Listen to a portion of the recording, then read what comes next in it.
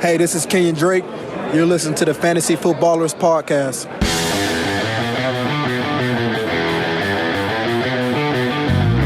Welcome to the Fantasy Footballers Podcast with your hosts, Andy Holloway, Jason Moore, and Mike Wright.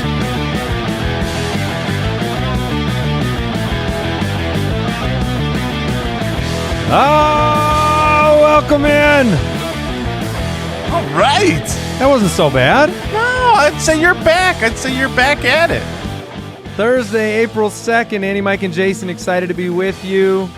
Once again, very exciting episode. Our early top 10 running back ranking show. Excited to get into it. Some news. We've got a pants check once again. Jason, pants on, off. What do we got? Today I am wearing both pants and underpants. I am grown up. I had to leave the house, ran down to the studio. We've gotten a lot of grief lately, Andy, you and I. Mike has this cool, look at his cool man cave setup, studio. He's got guitars. He's got a keyboard. So, he's got big old amplifiers in the background. We committed to trying to make ours look like his, and so we went out, picked up some stuff, did our best job of being cool. Like Mike, I think we did it. I think our backgrounds look excellent, maybe even better than Mike's now. Yeah, I would love to get Mike's take because he's the resident cool cat, of the group. But did we do all right? Look, I'm pretty impressed. I'm impressed. All those things you talked about that I have that are cool, you have all of them now. I know. It's pretty awesome. Oh, thank you, man. That means a lot. You can check them out. YouTube.com/TheFantasyFootballers. Subscribe, click the bell, check out how Jason and I have outfitted ourselves at home. This is so stupid. Here's a quick question for you guys. It's from Twitter. What's the best landing spot for a rookie wide receiver in this year's draft? And I know when I dove into this a little bit, it took me a while when looking at the draft board to really find a destination that I loved. Arizona's kind of been removed. That would have been the one that I kind of honed in on before the Hopkins trade. But it took me a while. So where did you end up for a best destination? Well, I'll jump in. I wanted to find, where's a spot that has a younger quarterback he's a franchise quarterback. It's not just even we think he is. He's the franchise quarterback. He's excellent. He's had monster fantasy production. This quarterback before he has had enough production to have his wide receiver be a top 5 wide receiver, and that is Deshaun Watson and the Houston Texans, who need a freaking wide receiver now. And look, they're in a really good spot to get a number 1, where I think Will Fuller is actually an excellent wide receiver. I don't think that he is a number 1 type of guy. They or need capable number of 1 playing 16 games. Sure, it's really hard to imagine that the way that his career has gone, but Houston needs a number 1 wide receiver to go along with Stills and with Kenny Bills and Will Fuller. So the Houston Texans are my pick. Mike? Yes. I hope we hear that drop a lot this year. We might. I mean, if Kenny Stills finally becomes something, Jason and I the pants check will need to happen for the rest of the season. The odds are not in your favor. They are a team right now with a number of 2s and 3s. So it's an interesting the Hopkins trade stole the headlines, but he's there. That's what I mean. That's why I said 2s and 3s. Right. Okay. You see what I said? Yeah. For me, it was the Eagles at 21 because it follows some of the logic that you just brought up about Watson. You have a team that was 9th in the NFL in pass attempts last year. Nobody is under the illusion that Alshon Jeffrey or Deshaun Jackson are the future at the wide receiver position for Philadelphia. So Eagles at 21, some of these other teams possibly passing on some of the top-tier rookie wide receivers. They can build around a new number 1 in Philadelphia. So that's where I went. I would have gone Philadelphia as well. You say it was a hard question for you. For me, it was pretty easy, but I ended up where you are, which is the Eagles. But because you already had them down, I'd throw a third team out there, which is the Colts. The Colts, I don't believe they have a good enough number 2. Now, some people really believe in Paris Campbell. He's the truth. I didn't really love him last year coming in. He wasn't one of my favorite prospects. And then you had mostly a missed season due to injury. And teams don't always wait around, even if they spent capital. I mean, we've seen this in the past, first, second round wide receivers that get injured or lose their first year, and they don't always pan out. And so I think that getting a Phillip Rivers in there at quarterback, they could use a better number 2. Not, I wouldn't ever expect someone to come in and be the number 1 there. And I do, despite the Phillip Rivers signing, think that the Colts have a good general manager, which matters to me as far as like longevity and future and what they're going to do to replace him later. So if I'm picking spots for wide receivers I like, I wouldn't mind them going to Indianapolis. Did you guys see the news about Frank Reich and the due diligence he had done on Tom Brady, watching the film from the past 2 years? So it should tell people something when very trusted offensive minds, Frank Reich, Bruce Arians, are fighting over Tom Brady. I think it did for me. Frank Reich, they were going to make a really strong pitch. He talked about the fact that Brady's lost nothing in the film work that he looked at over the last couple of years. It was interesting to me. Obviously, they ended up with Phillip Rivers, but it'll be interesting to see what Rivers can do under Frank Reich, and they could definitely use a couple more weapons. A reminder, we've got a giveaway, footclangiveaway.com, a signed Keenan Allen jersey. I want to thank everybody genuinely over at jointhefoot.com, everybody that's been supporting this show, especially at times like this when we're kind of living day to day, are we not? I mean, it's no, days don't exist anymore. Hour to hour? I don't know. There is morning and nighttime. That's all I know about. So many people out there adjusting their routines, their lives, their livelihoods. So many people suddenly stay-at-home teachers, and we certainly appreciate everybody that is and has begun supporting us at jointhefoot.com. And this show is coming out on a Thursday. We do an extra episode every Thursday for the Foot Clan. Only mailbag questions from the Foot Clan. Well, and the Foot Clan also heard this show on Wednesday. That's true. They got a little early. Yeah, we'll sneak. So they got their thank you a little early. That's right. And you can find us on Twitter at the FF Ballers. Let's get into some news. News and notes from around the league. All right, the NFL. This was big news. They've officially expanded the postseason to 14 teams. What took them so long? For the 2020-2021 season. So not this year, but every conference will now have a third wild card game. Or I'm sorry, yes, a third wild card. That's this year. Yeah, that's this year, the 2020-2021 season. There is a You forgot what year it was. I don't blame you. I definitely honed in on the 2021 part. No, okay. That is this year. What's funny is the way it was brought up was the NFL has this option that they can expand the postseason, add 2 games in wild card weekend, but they're going to have to take some time to figure it out. And you're like, the NFL can add 2 games to the playoffs. You think they aren't going to figure that out in about 5 hours? That's so much extra money for them. Before the I don't CBA like was, it. By the way, what? Oh, come on! Boo! Boo! This system was perfect. It was so good already. He will scream at his TV as he watches extra playoff. No, okay. Football. Let me give you the caveat here. I like it from a more football standpoint, like I do all more football things. I don't like it from the reality standpoint that, look, if you have a bye, which will now only be 1 team, it is going to be a. What did you say, Jason? Per conference. Yeah. Each Certainly, team. Yes. I understand. It's not just I'm one just saying, in the you entire said NFL. 1 team. Yeah, so yes, letting you know. 1 team per conference instead of 2. It is a massive advantage to have that number 1 spot. That's all I'm saying. That team has a massive advantage over everybody else, and it's up to you individually whether you think that's good or bad or ugly. It's just that is a huge advantage. Every Super Bowl participant the last 7 years has received a bye. We know the value of the bye, and now it only goes to 1 team.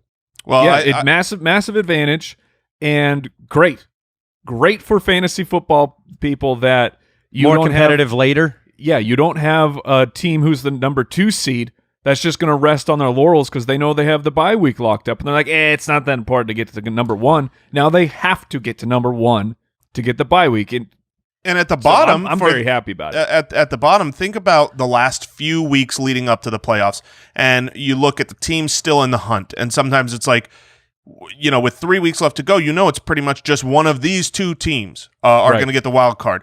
Now, those several weeks out with 7 teams making it, that you're going to have more teams that are really playing for playoff hopes. I think that's good for football. I think that's good for fantasy. And I will say this, Andy, I was a diehard basketball fan my whole life. There were a couple things I just hated about before the NBA. Before you retired. Before I retired from from my fandom. No, from my NFL dream, my NBA dreams. You've spent more years saying you used to be a fan than the years you actually were a fan. That's where you're at now. How dare you? That's where you're at now. That is not where I'm at yet. Your badge of honor is what you used to be in the NBA. Oh my goodness, that is disrespectful. It was yeah. But my point is, they have too many people make the playoffs. The worst teams that get in, they've got no chance. They stink, and I think that the parity in the NFL and the percentage of teams that are making it is still very competitive and great. I'm feeling a decent amount of peer pressure to change my opinion on this one. Good. Come to the right side. And you guys make some compelling arguments about. I certainly want, for fantasy's sake, the league to be more competitive longer, fighting for wild card spots and fighting for the bye week, not having those things locked in. It probably does help fantasy owners. So peer pressure. That's all we care about. We got 'em. Success. Okay. Speaking Tuesday, NFL executives confirmed the league is fully directed. What a phrase that is. Fully directed towards playing a normal 16-game season with a full postseason in 2020. I'm fully directed towards them doing that. I am concur. Full direction on that. Be careful. Yeah, no, I mean, here's the thing. There are a lot of people, even in some circles that are screaming and crying and clawing at this, like, what, you got to have other plans. But the NFL, it has time and time again through through free agency, through the draft process, every single time that people are like, you got to prepare, you can't do, they're like, we are playing the NFL and getting our money. And, Well, look, it's the public pressure is one thing. Having, there's a large amount of time between April 2nd and the beginning of September to adjust. You don't have to make a knee-jerk reaction. You have to make a right and wise reaction, but you have time to make that. And I think that's what the NFL and Roger Goodell has put forth. They said, hey, can we make the draft safe? Yes, we can make the draft safe. We'll proceed with the draft. There are implications that go, we think of it from the side of, the NFL wants to protect its revenue. Well, you know what? The players want to get paid money. They have jobs. They have a limited career span. So I think it's in everybody's interest to keep as much on the table for as long as possible. They've got a lot of time for it. We're all fully directed towards the NFL season. Yes, we are. All right. Anthony Lynn, Chargers head coach, said Tyrod Taylor is, quote, in the driver's seat, but nothing is finalized. Oof. On my dynasty team. Let's go. You guys know how old Tyrod Taylor is by chance, off the top of your head? Ooh, I don't. I would guess 28. He's 30 years old. So.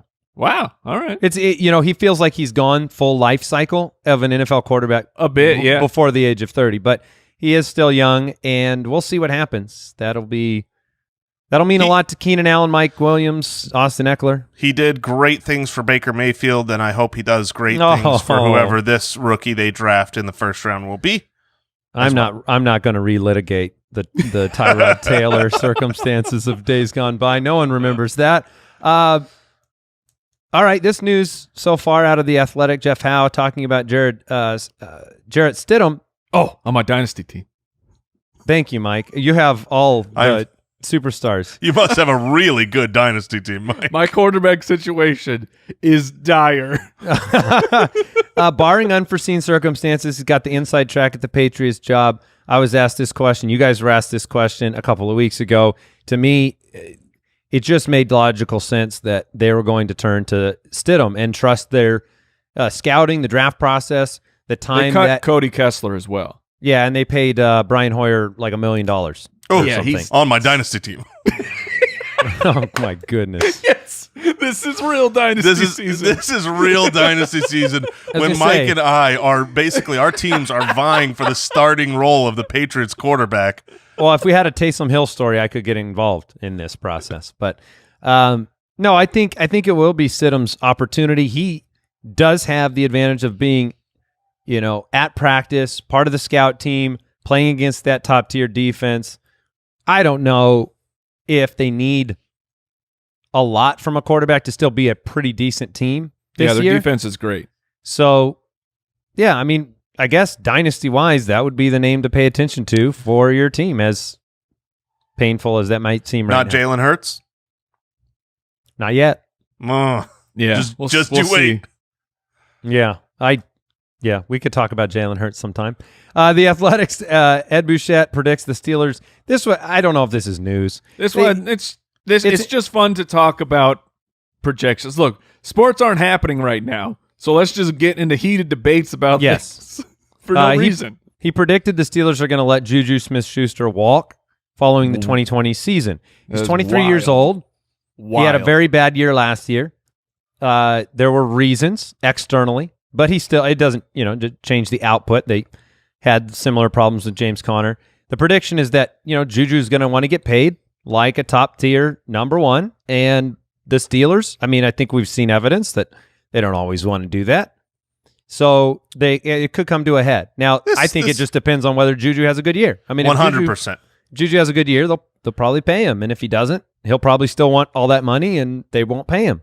Yeah, that's all this is. He's one of the leaders in the locker room and the community already at a young age. So if he comes out and has a good year, they're going to keep him around as one of the main faces of the franchise. If he comes out and stinks and still wants great money, they'll let him walk. So really, this is I think this is the Athletics, Ed Bouchette saying, I don't think Juju's going to have a good year. Maybe it is. Maybe it is. That's the only way that if he comes out and dominates, they're not going to let him walk. It's certainly one of the bigger stories this year as to whether Big Ben, the Steelers, that offense, especially like we talk about it being related to Big Ben and him returning and being old Big Ben. But this team identity has changed too. Old Big Ben might not need to come back for them to succeed. You might just need pretty good Big Ben and lower passing volume offense, and that could be an outcome. They could be a good team with a lower pass volume because of what their defense has been able to mature into. They need old Big Ben to be rookie Big Ben. They just come in, be a game manager. The great news for Juju is, as Amari Cooper has shown, you just have to be great about half the time, and you can still get $20 million a year. Okay, that is a strong point. All right, I added this piece of news in here because I wanted to talk about it. We're looking for direction in Denver for the running back situation. On Tuesday, John Elway offered, quote, tepid words on a potential Philip Lindsay contract extension. I wanted to bring this up because Lindsay's in a very unique situation, very similar to what Austin Eckler was in Los Angeles with the Chargers. Now, Melvin Gordon possibly in front of him. Yeah, that's ironic. But you have, from a contract standpoint, undrafted, proven themselves, not necessarily an every down running back, explosive, but defining the contract parameters of a player like that are difficult. You guys talked to Austin Eckler on this show a little while ago, and he was quick to admit it didn't look like he was getting a contract. And then things came together. So the team has to, because they valued him as an offensive weapon, not just as a every down running back. But when you combine the decision to sign Melvin Gordon with this information, it makes you wonder if the contract situation will phase Lindsay out of the offense potentially, or that is a possible outcome. How do you guys view this, or is that overstating it? I don't think that the contract situation will affect the usage of Philip Lindsay. I don't think he resigns with Denver, and I really hope that Lindsay gets paid somewhere. I mean, he's not going to make, the girly Zeke money, but hopefully he can play his way into an Austin Eckler type of contract. Eckler money? Yeah, that would be great. That would be great for Lindsay. Yeah, and he's just been a very dynamic, invaluable player to that team, so it'd be nice to see him rewarded for that. Yeah, the whole draft process is just that's a tough one. That is a tough one for an athlete like Philip Lindsay and Eckler, where it's clear, it's very clear that the NFL teams just screwed up, and because they screwed up and didn't evaluate his talent properly, they got screwed and had to play these years on no money. Think about this though, and this is getting very almost a conspiracy theorist avenue. Ooh, all right.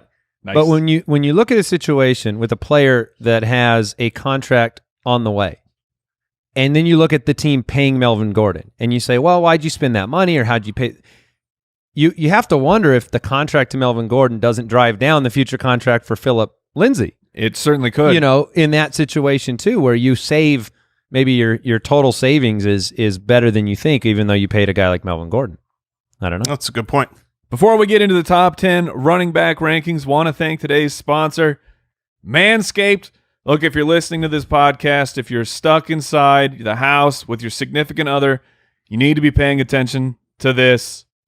You still got to take care of yourself. You got to take care of your hygiene, man. Now more than ever. Talking to you, Jason. I used it on my neck. Good. Whatever, man. Look, my neck was looking. I was going full on mullet. I thought this was the month of mullets, and I didn't want that to happen.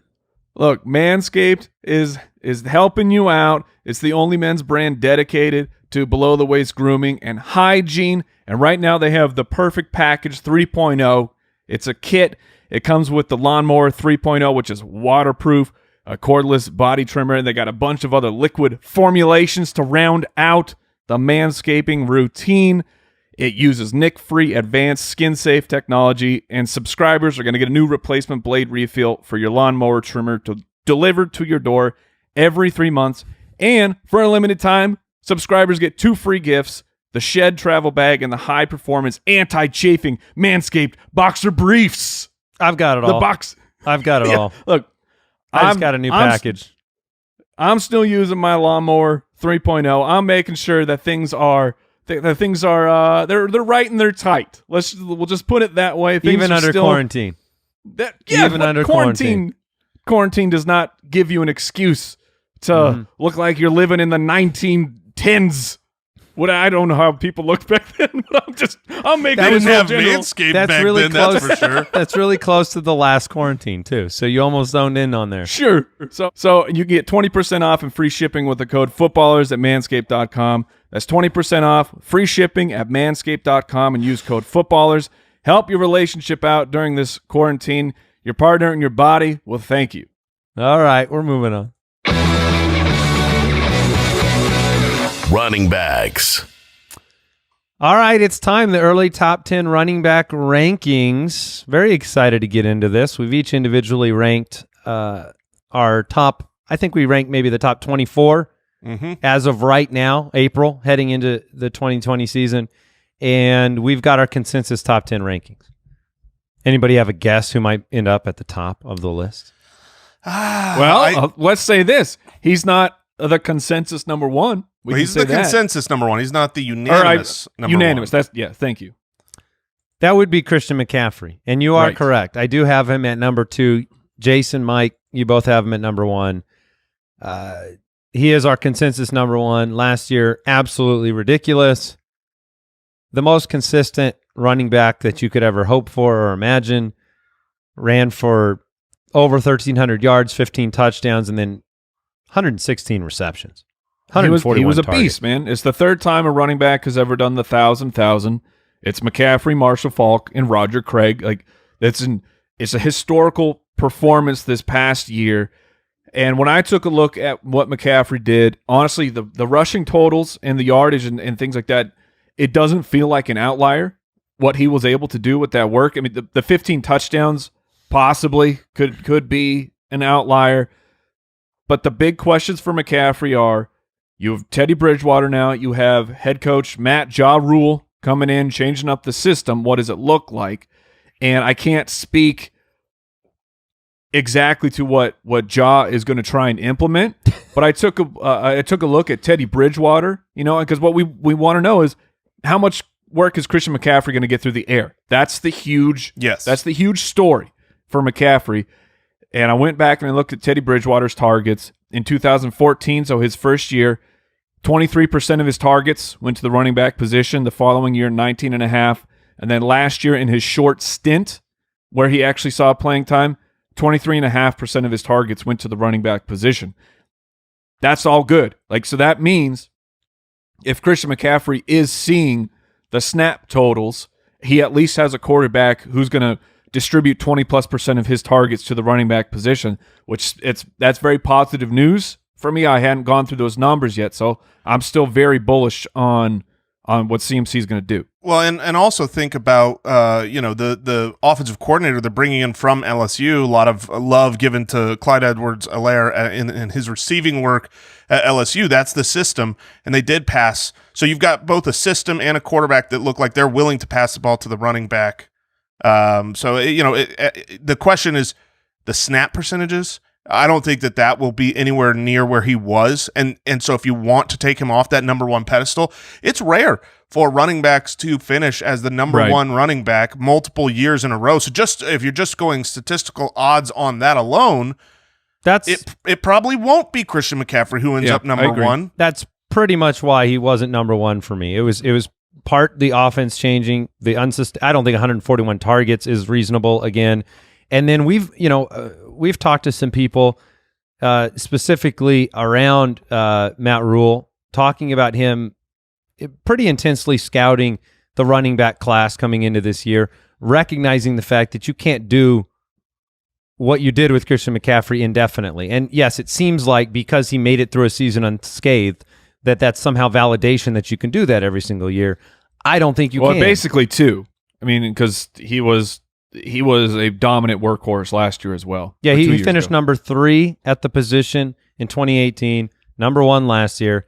He's going to be in the top 3. I have him at 2. I mean, we're splitting hairs on the finish. Sure, right. But I don't think you're going to have a season with the total. He might still end up as the number 1 running back in fantasy, but I don't think your total point output is going to match what he did last year personally. With all the transition changes, they've added some more to the wide receiver core, and then some of the things that you talked about.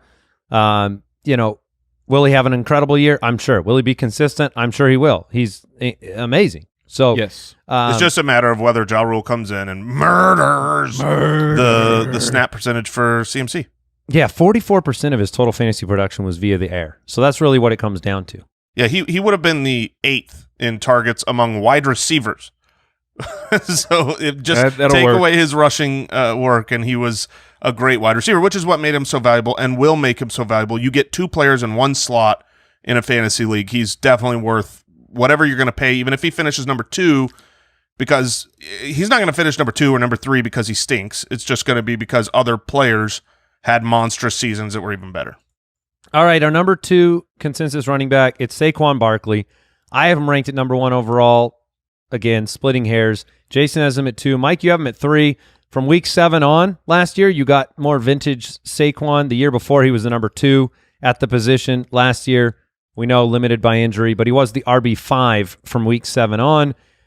There are only a handful of players, I think we all recognize this, with the workload plus passing game work that can put you in the echelon or in the upper echelon of the position and give you the opportunity to finish at number 1. Mike, you have him at 3, but do you still consider Saquon to be a number 1 overall potential type of player? I don't have a problem with it at all. He's at number 3 for me.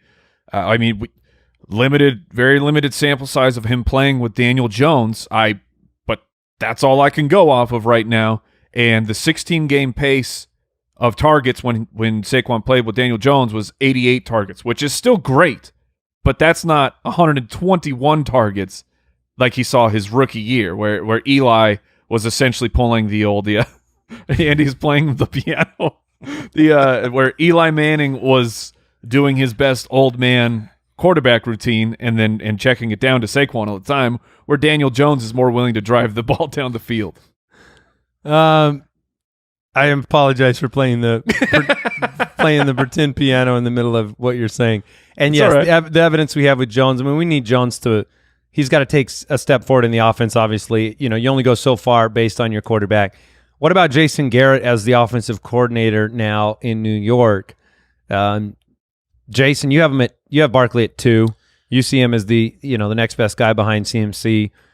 I think he'll get more passing work than Ezekiel Elliott will, and that's all it is. But these two guys are, between Christian McCaffrey, Saquon, and Zeke, those are the top three backs, and it's an order of who's going to get the most receptions. That's my tiebreaker, and I believe it'll be CMC with the most, Saquon with the second most, Zeke with the third most. That's how I ordered them. Sure. They're all excellent on the ground. Any one of these guys could finish as the number one, and these guys have had bad stretches as well. You talk about quintessential Saquon from week 7 on. During that stretch, he was the running back 5, which isn't bad, but you're hoping for him to be great, to be a true difference maker that you won't find anywhere else. And the nice thing about Jason Garrett coming in is that when he's got a star back, he's going to let that back be the star. So it does, Jason Garrett, while he might get mocked profusely in most media circles outside of Dallas for all sorts of things, including his clapping, he does provide a little bit of confidence that you don't have to be scared that he's going to bring in some timeshare. He's not going to do that with Saquon. All right, and then and he left this guy, and that's our number 3 overall, Ezekiel Elliott. Zeke has been a pillar of consistency. Yep. Both in occasional offseason drama, but fantasy finishes. Number 2, number 10, number 5, number 4. That number 10, by the way, in only 10 games. So when he plays, you're getting great performances. We've said it before, the one kind of, disappointing factor to Zeke last year was you did not win weeks because of Zeke's, monster performances. He never finished above number 4 on any given week, which was strange because he never finished outside the top 24 at all on any given week, which even CMC did one time. So the pillar of consistency didn't have the passing game work that matched up to the year before, but still, what more can you say about Ezekiel Elliott? The one thing I want to bring up about Zeke is the somewhat unexpected retiring of Travis Frederick, who played center for the Dallas Cowboys and was an elite center in the NFL for his entire career, except the 2 years ago where he had to miss. So that's a question for me. I know I still have Zeke up here at number 2, but that is a question. We've seen time and time again the impact that an all-star center has on a running game, because they're up there checking blocking patterns, calling out who's the mic, where are the hot reads coming in from, and can they get someone who's competent enough that they won't miss a beat? It is a fair question. From a decision making on the field standpoint, I think they're going to miss him a ton. I do think we didn't have elite physical Frederick for a couple of years now. Well, 2 years ago he didn't play, and you had Zeke finish as a top 5 back. Sure. So that's where it comes down to me of the how involved is he going to be in the passing game, and I've got him third of this group. He's as a pure runner, I think he's probably the best in the NFL. And behind, Andy does not agree. I think Zeke is powerful, is fast. No, I think he's a great runner. I don't think he's the best in the NFL. That's all. Who's the best? Yeah, I think it's Saquon Barkley. I think Saquon Barkley is the best between the tackles runner. That's fair. Splitting hairs between those guys, but the consistency that Zeke does provide, not just this last year, but over his career, pretty much nobody in modern day football since LaDainian Tomlinson finishes outside the top 24 less frequently than Zeke. He is not ever going to hurt your team. He's always out there unless he's suspended. So, fair. If you're wanting to be risk adverse, Zeke is the way to go. And let's get into some more interesting names here. Number 4, we have Dalvin Cook coming in at number 4. I'm at 5. Jason and Mike, you both have him at 4. Obviously, a tremendous year last year, especially weeks 1 through 14. He finished 5th at the position overall. We've talked about Kubiak and Coobs, his input into the system, and now taking over. So Dalvin Cook, have you looked at Dalvin in light of Diggs' departure? Is that a consideration? Dalvin Cook might be the biggest winner of the trade. That's what I'm wondering. All. And I'm not even necessarily saying his usage is going to go way up. I'm saying they can actually extend him now. Like right. that has been a problem is the Vikings have no money. They would clearly want to extend Dalvin Cook. I thought you meant height-wise. I thought like you'd get stretch him out. Sure. Well, yeah. But they actually have money now. Andy shakes his head at his own joke. Yes! I couldn't save you. I couldn't think of anything witty enough. But Dalvin Cook can actually get paid now by the Minnesota Vikings, so we'll see if the contract talks start to heat up as he goes into the last year of his deal. But Dalvin Cook, 53 really steady. receptions. Yeah, really steady. Obviously didn't play the last couple games of the season and still had the third most goal line carries, second in fantasy points per game, fourth most evaded tackles.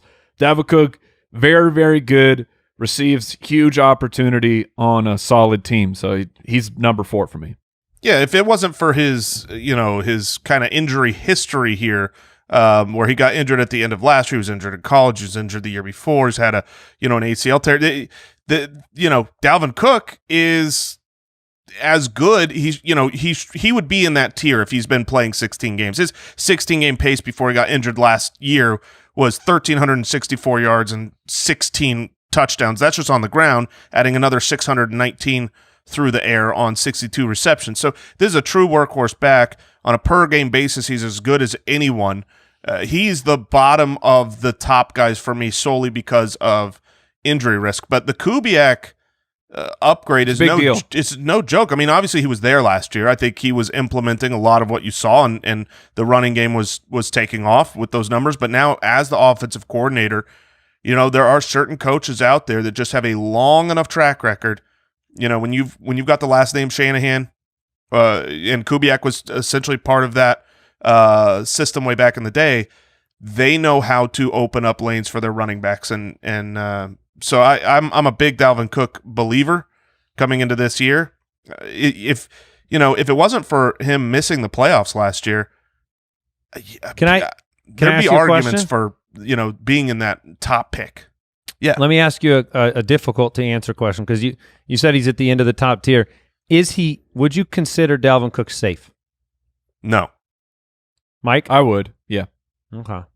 And mine is based You guys solely want to on fight? You guys want to fight each other? Injury. Solely on injury risk. I started chuckling during Jason's monologue there, but nothing because of what Jason was saying. I just really looked at you guys again as you're sitting in my room. Actually, I started looking at it too, Mike. I think Jason, now that I'm looking at it, I think Jason copied a lot of what you did with your office. I mean, I tried to It looks so similar to me now that I'm looking at it. I tried my best to put things in the same spots.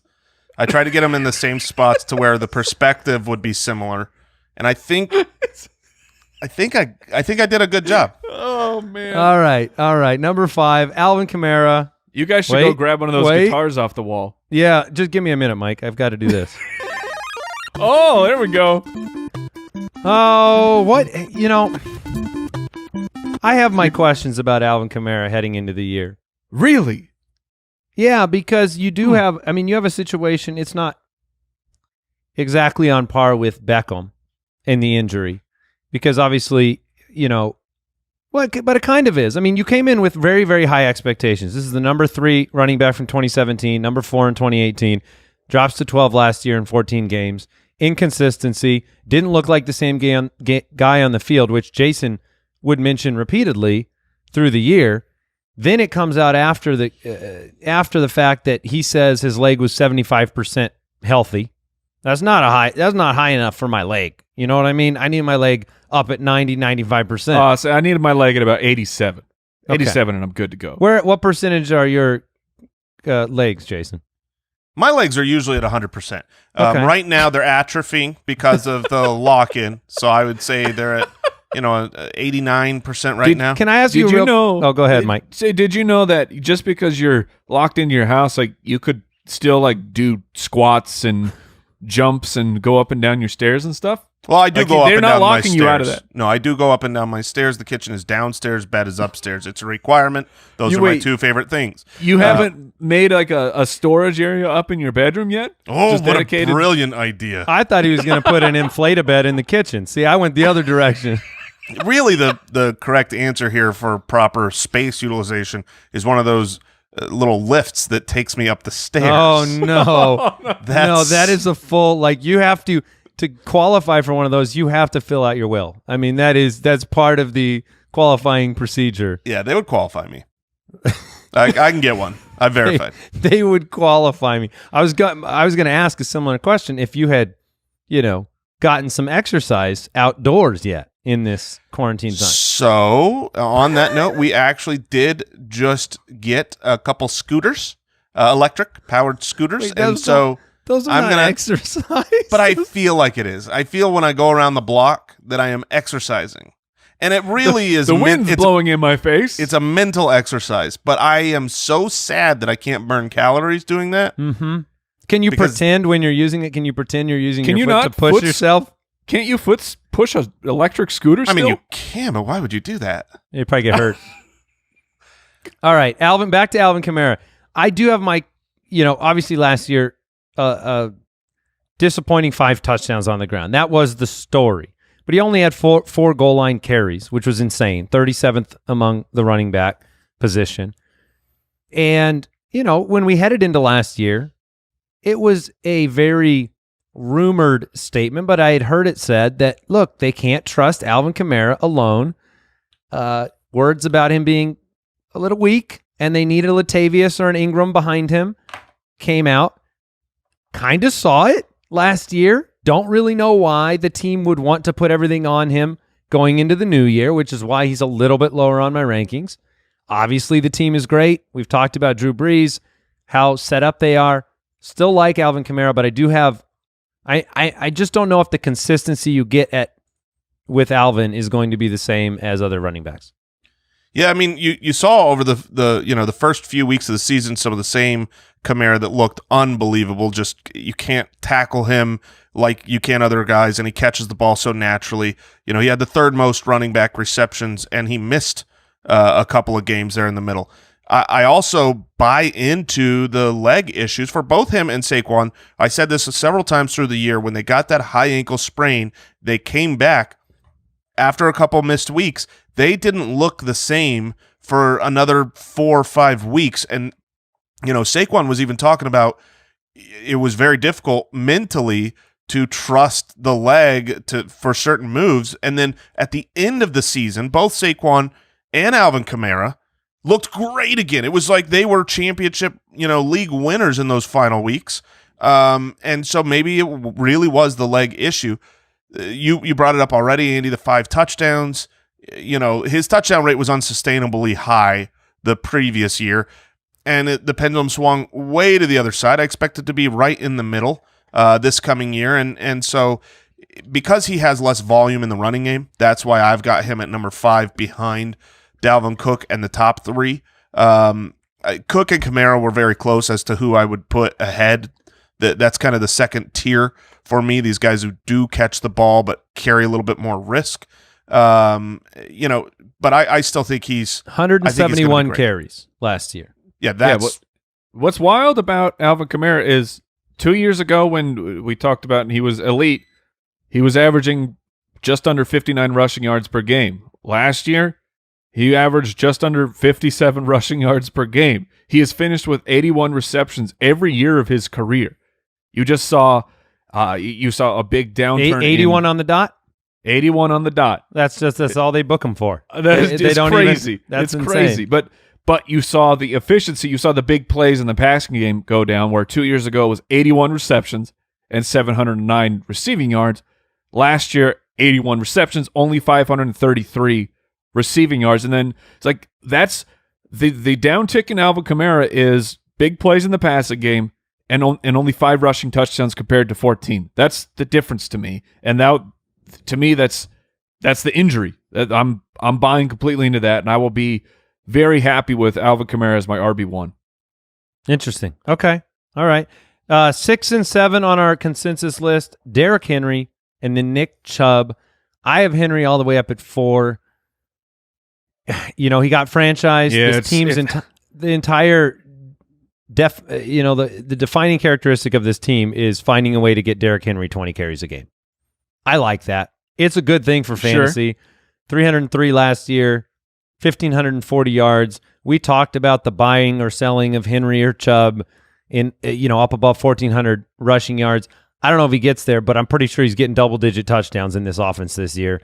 That's fair. I know he's not involved in the passing game, but you just look at what he did from a consistency standpoint last year, regardless of the passing game work. 5th, 1st, 3rd, 5th, 5th, 1st, 7th, 3rd. He can still finish at the very top on a weekly basis without the receiving game work. So I'm expecting more of the same from Henry. That's why I'm at 4. My questions for Derrick Henry completely come down to, are they right about Ryan Tannehill?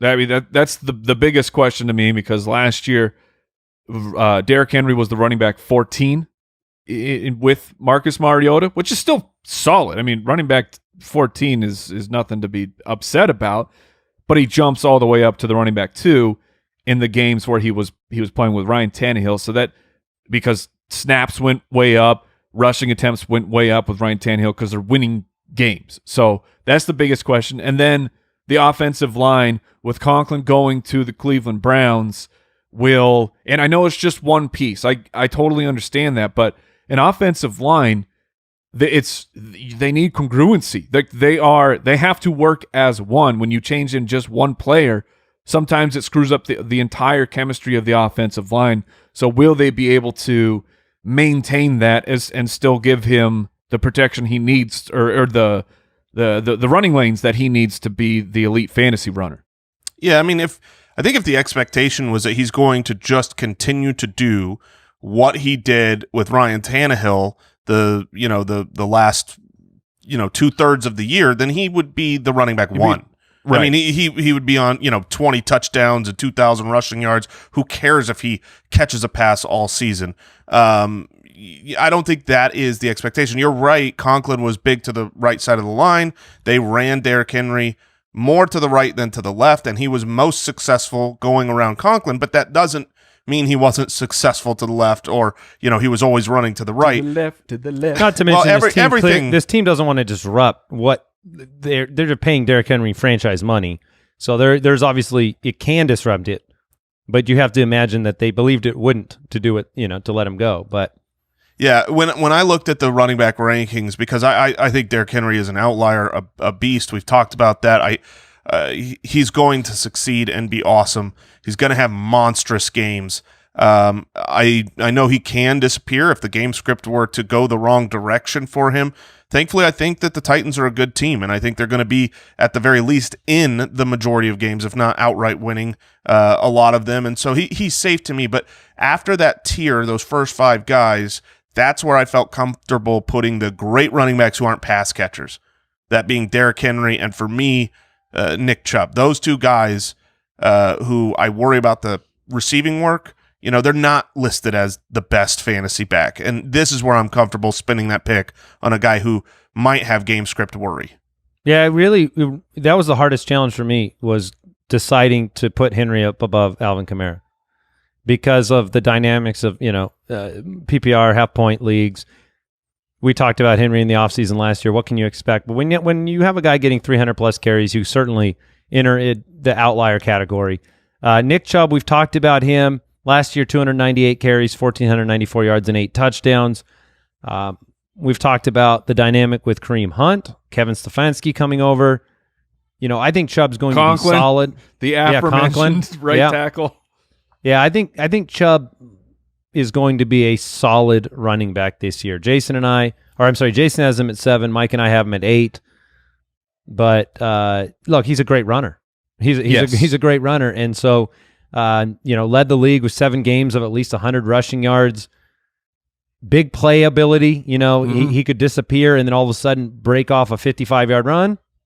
55! And I like when we just intentionally use the number. I didn't. It was a total accident. Uh-huh. All right, so Did you guys have anything you want to talk about with Chubb? I just wanted to bring it up because if you're following us on social media, I had tweeted this out a little bit ago, just researching, and if you had Nick Chubb, you certainly felt this. If you were watching the Cleveland Browns games, you certainly saw it. But his efficiency at the goal line, specifically carries inside the 5, comically bad. 15 carries for negative 14 yards inside the 5. Like, he only still had a year where he finished at 7. Yeah, he had 2 touchdowns. Could have been number 1. 2 touchdowns on his carries inside the 15. Of players who had double-digit carries inside the 5 zone, they averaged a touchdown on 46% of those attempts, and Nick Chubb was down at 13%. And that 46%, that includes Nick Chubb bringing down the average. I'm not putting that on Nick Chubb. That's where offensive lines go to win or lose, is on that goal line. Yeah, that offensive line was losing. I'm not putting it all on Chubb. No, look, the eyeball test matters here. Nick Chubb is awesome. Like, as a running back, he's great. He's strong. He's everything. The fact he is mighty. The fact that he didn't get those touchdowns but did get the opportunity, he's not going to lose that opportunity. That's his. He's going to succeed more than that percentage just by looking at NFL averages.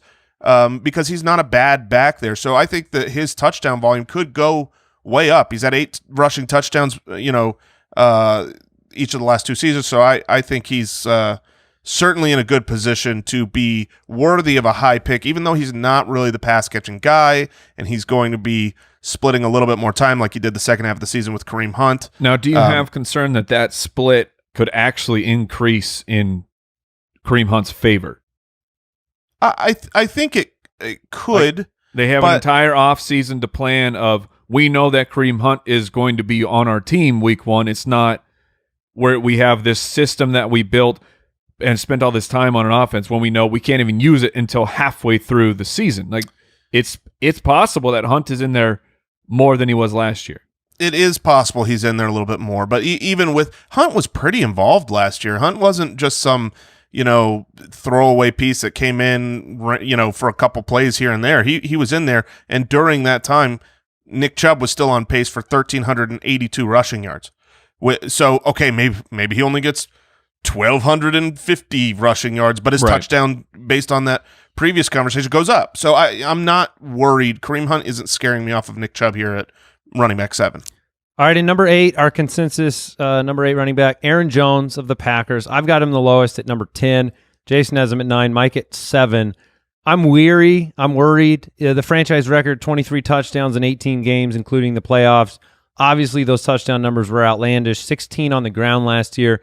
No doubt that Aaron Jones is a great dynamic player, but the way he put up this number 2 overall finish was not the way that Christian McCaffrey, Ezekiel Elliott, Dalvin Cook put up their seasons. You had weeks 1, 6, 9, 12, 13, where he was outside the top 36. And then you had other weeks that he absolutely smashed in 1U weeks.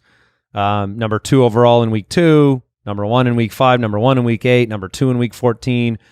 The Aaron Jones experience overall was very good, but you did have a different kind of production that was very touchdown dependent. Only 236 carries in 16 games. So I have him a little bit lower, expecting those touchdown totals to come down a little bit.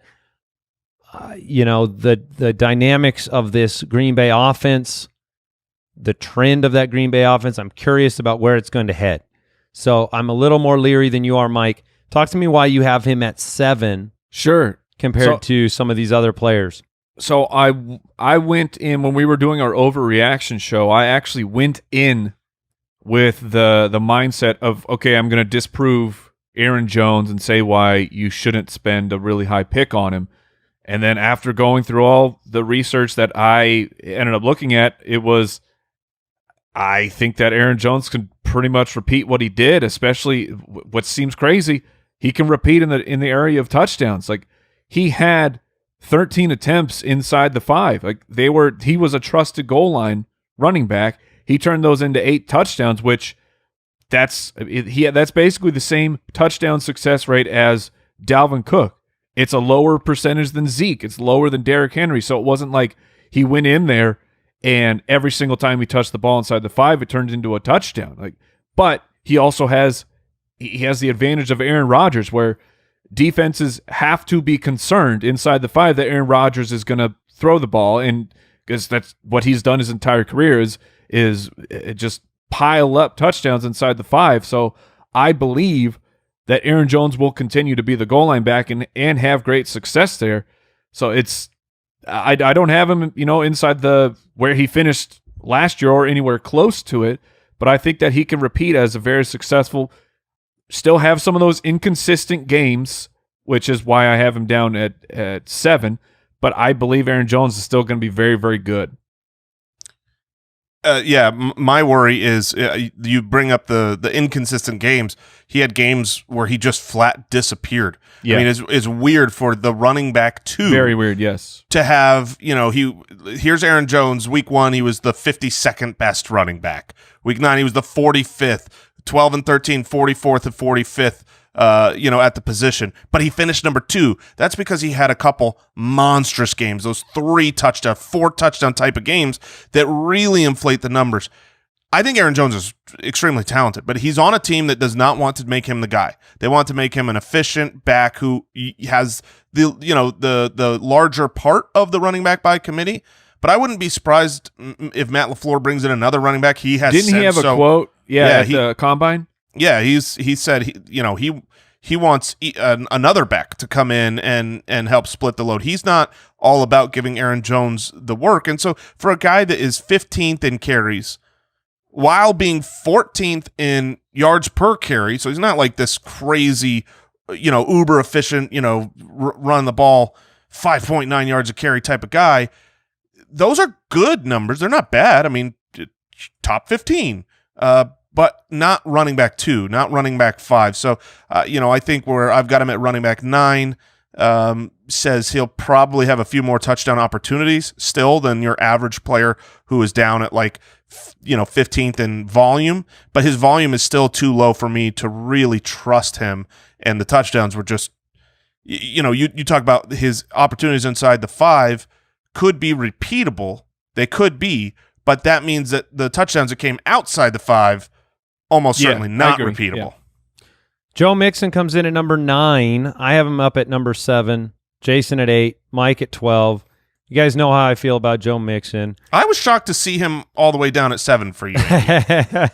Yeah, I was shocked too and disappointed in myself. But I have him at 7, which is the highest among the 3 of us. Last year he was number 1, according to Player Profiler, in evaded tackles, had the 5th most carries.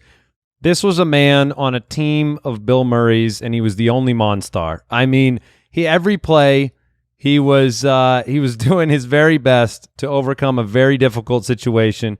278 carries, over 1,100 yards, just 5 touchdowns.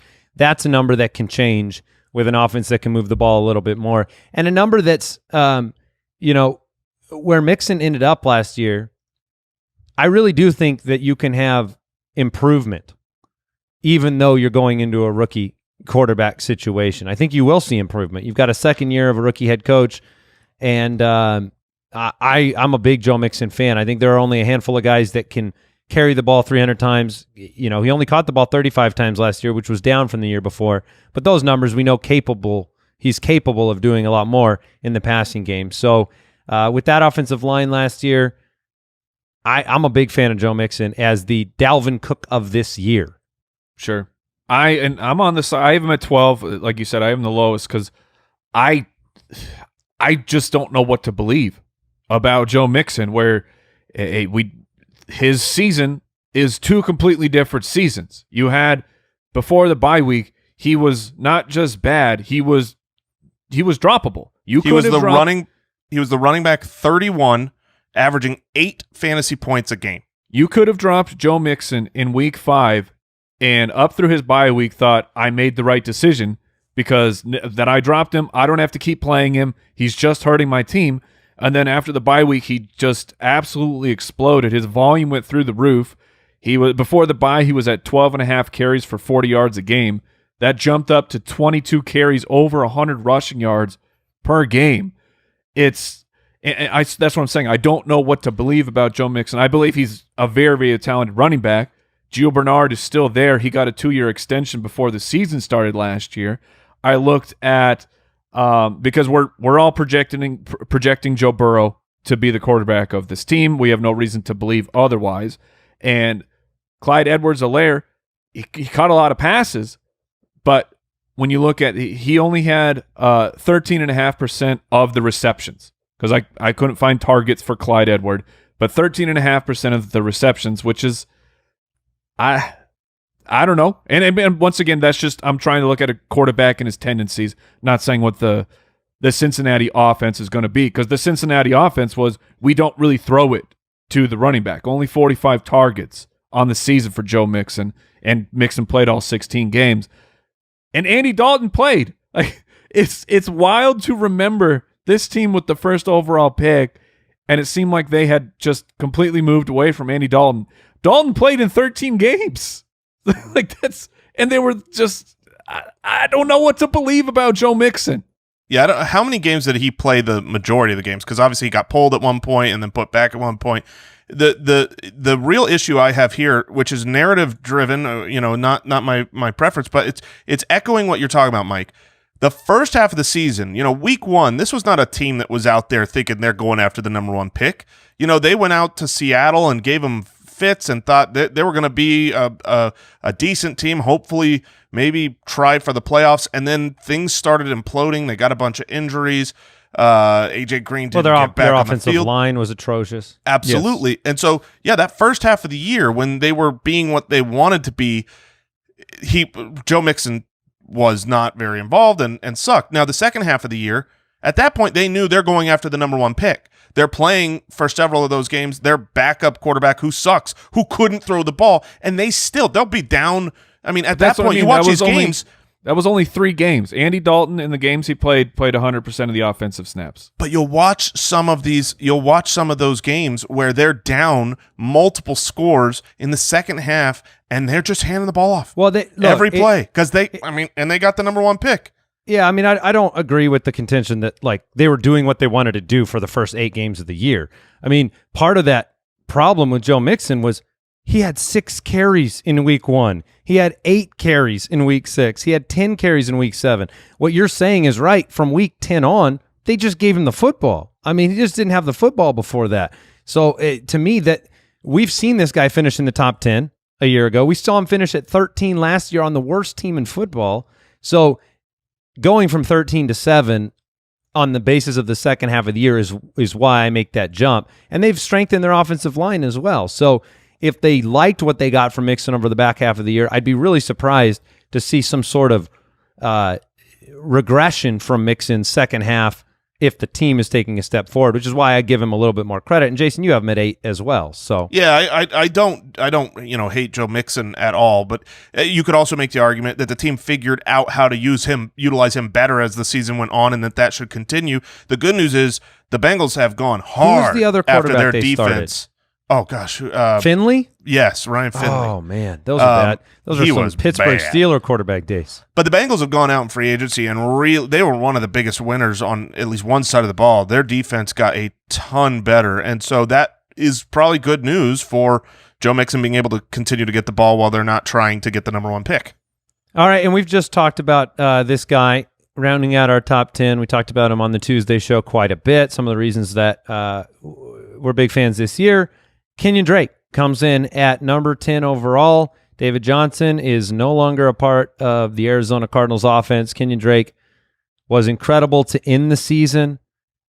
This is an offense with Cliff Kingsbury, Kyler Murray that is growing up, certainly, and DeAndre Hopkins' addition only helps that. They also secured the right tackle, and I would guess that their first-round pick is going to be an offensive lineman. Yep. That would be where I'd put my money right now. So Drake ended up at number 10, versatile pass catcher.